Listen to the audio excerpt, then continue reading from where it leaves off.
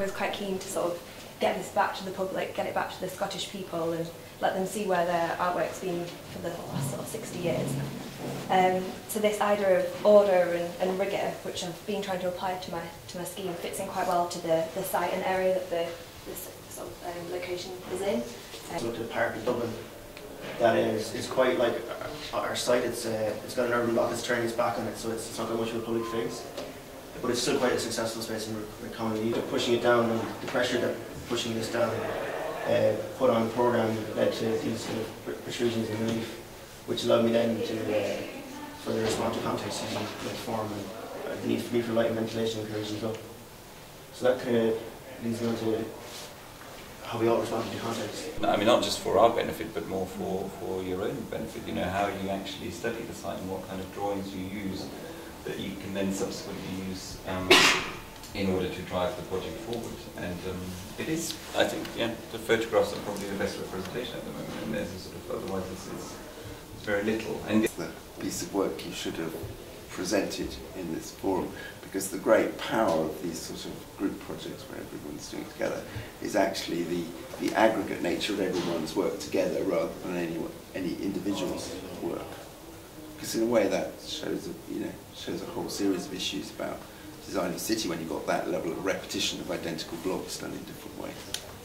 I just wonder about how that reconciles itself with this context and what the building as a typology actually is. I mean, is it something that could be, occupy a townhouse in the middle of the city? to leave it open has sort of repercussions, isn't it? I would have thought.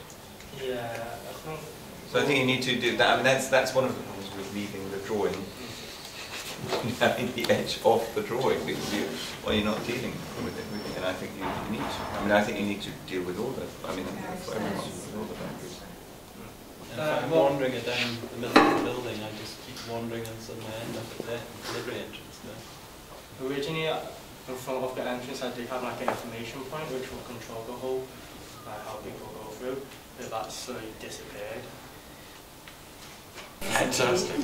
It's Manhattan. Yeah, we actually had one of our tutors lying down there, and he was Central Park. Yeah, he took out a chunk of them in the middle. Good approach, I like that. Yeah. I have to say we do the same in our office, where we end up with far too many models and they end up pinned to walls and all over the place. Good. From looking at the block, you can see most of the buildings are quite kind of, are like just a plain block. But then in the centre we had this iconic building.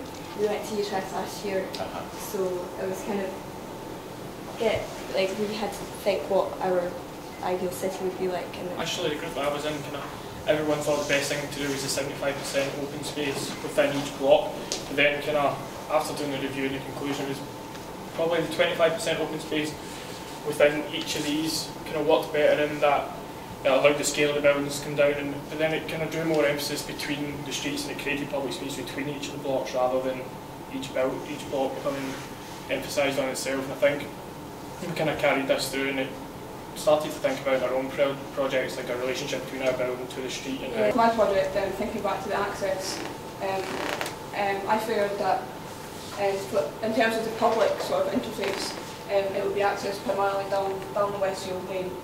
So you're going to walk to this place more than bring your car to it, because cafes, bookshop, retail is all sort of linked off this sort of central pivot point and to here, so it sort of finishes the space, which was before it was just open and sort of just ended.